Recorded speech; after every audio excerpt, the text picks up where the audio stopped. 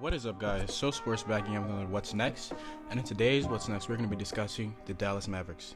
Now, the Dallas Mavericks have been a great team for some time now, since the Dirk days, have slowed down a bit, haven't made the playoffs, I believe, since 2016, I want to say, but just a great team. They're a very aggressive team, too, as they made some aggressive moves the past two seasons. Last season, trading their fifth pick up to with the Atlanta Hawks to get to Luka Doncic, which I believe was a great move. I mean, they got a star player. Luka Doncic averaged 21, 8, and 6 this his rookie season, which is great numbers.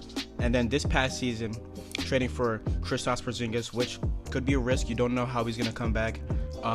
He did seem to have some attitude problems, chemistry killer, as said by the Knicks. But I'm gonna get into it. So, starting off though, just want to talk about these trades really quickly.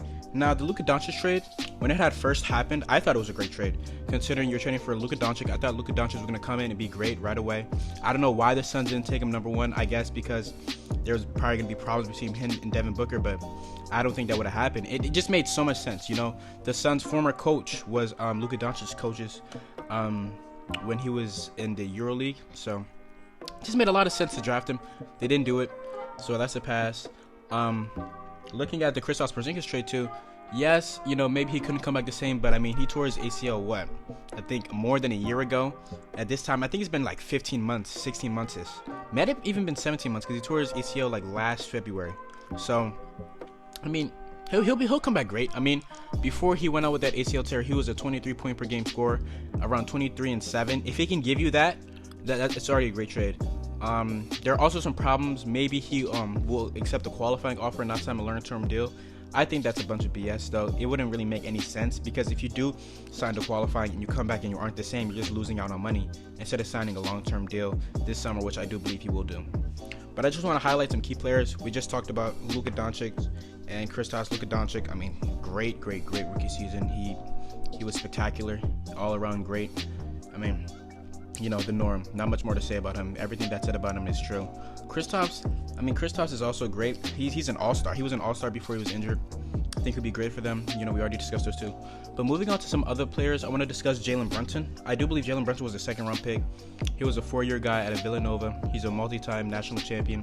And this season, he was good for them. You know, he's a good, scrappy defender. He reminds me of JJ Barea. You know, I don't watch too many Mavs games. When I do Mavs, he's just scrappy. You know, he gives it his all, sort of like what JJ Barea did. So, yeah, I like him. I think he'll be there for years to come. Looking at other players, looking at their other young guys, Dwight Powell. I believe Dwight Powell declined his player option, which was kind of weird. It was like a $10 million player option. I don't know if I would decline it as him, but he's a center and can defend slightly. I think he does have a little bit of a shot. But, I mean, yeah. I don't really know too much about the Mavs younger guys. That's all I really know about. But looking at their team as a whole, you know, making that trade for Kristaps, they also got in Trey Burke and Tim Hardaway Jr. Now, I did say Tim Hardaway Jr. was overrated. He's just a pure scorer. You know, he doesn't shoot efficiently. You know, he can just score the ball. That's what he can do for you, and that's what he's been able to do his whole career. When he was in New York, when he was in Atlanta, all he did was a pure scorer. I don't know if he had the best finish with the Mavs, but looking at it, I think his contract is a multi-year deal, so he's going to be on his team for multiple years to come. Trey Burke is a guy that I really do want the Mavs to resign. I mean, talk about a great point guard, good facilitator. Oh my goodness, good facilitator. Excuse me.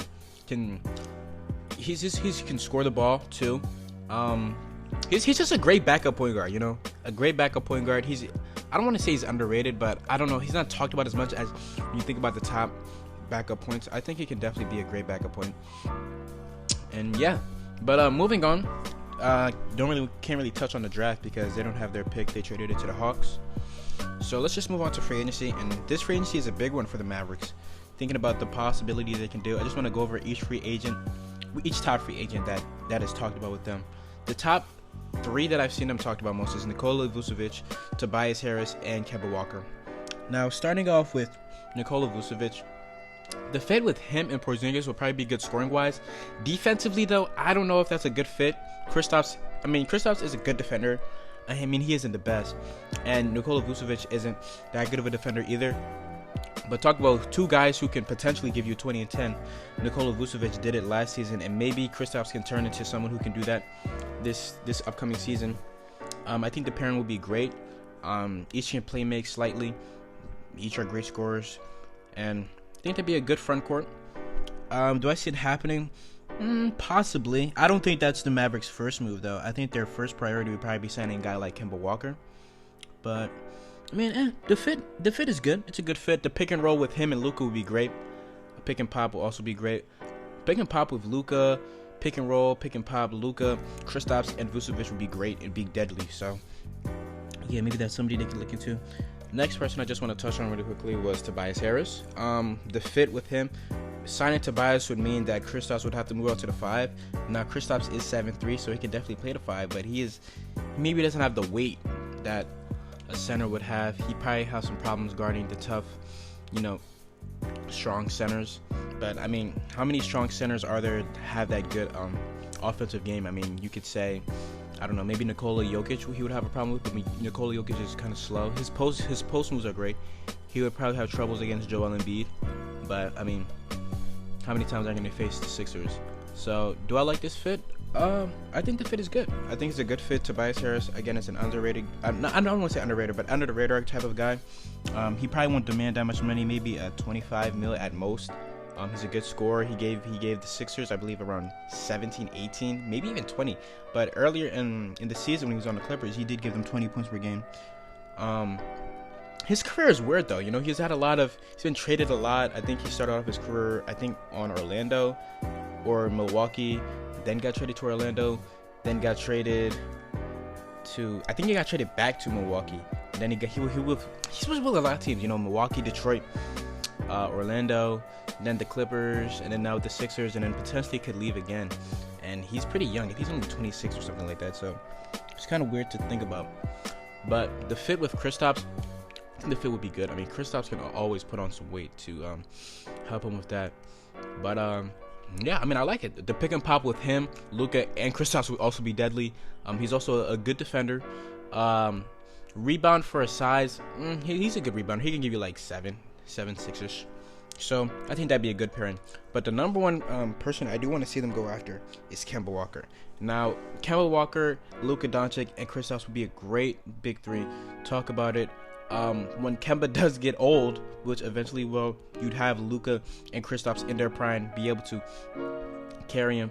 Now, the only problem with me is that Kemba is 29, So if it doesn't work in the first season or the second season, I mean, you're going to the third season potentially giving Kemba 35+ mil, and he's going to be 32 years old. Do you want to do that? I don't know. Maybe target more of a guy like Kyrie, but I doubt Kyrie would want to go to the Mavericks. But I mean, the Kemba Walker fit right now, if it was one season fit, it'd be amazing. I mean, talk about Kemba scoring. We'd be able to take the load off of Luka Doncic and Kristaps Porzingis. You're gonna have Luka's playmaking ability and all-around game, and then you have Kristaps's great scoring too. Kristaps can score in a plethora of ways. He can hit you with the 3, the mid-range. He can post you up. So I think that'd be a great tandem. My only problems are, of course, what I just stated.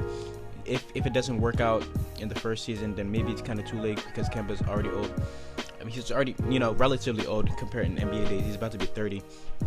But also looking at it, maybe his game potentially takes away from Luka Doncic and Kristaps' game, can maybe slow down their growth, and maybe you don't want to do that.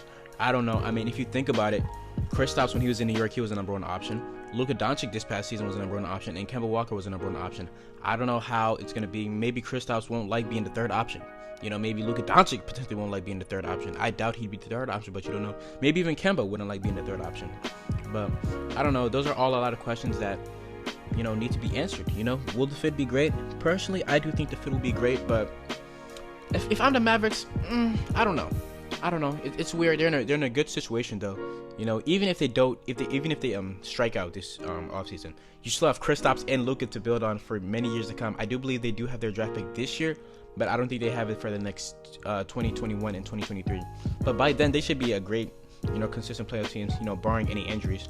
That's always a problem with teams this young, especially a guy like Kristaps. Kristaps towards ACL. He's had injury problems in the past too before, and he's 7'3", and he's young. When you have multiple ACL tears and stuff when you're young, that it isn't good for you for your career. But I mean, again, like I said previously with the Sacramento Kings, I think this team has a very bright future. Even if they do strike out, you have Luka and Kristaps. That's still great. They're not like the Knicks. Like if the Knicks strike out, back to the lottery they go. But I mean, yeah, that's gonna do it all with this video, though, guys. I really do hope the Dallas Mavericks can make the playoffs. You know, they're a great team, and I mean, thinking about Mavericks fans, you guys are so lucky. I mean, going from Dirk retiring this past season to immediately going to a Luka Doncic and Kristaps Porzingis era is great. That is amazing. The Europeans, it's amazing, bro. They have that Euro luck, I guess. But that's gonna do it for this video, guys. I hope you guys did enjoy. So Sports, and I'm out. Peace.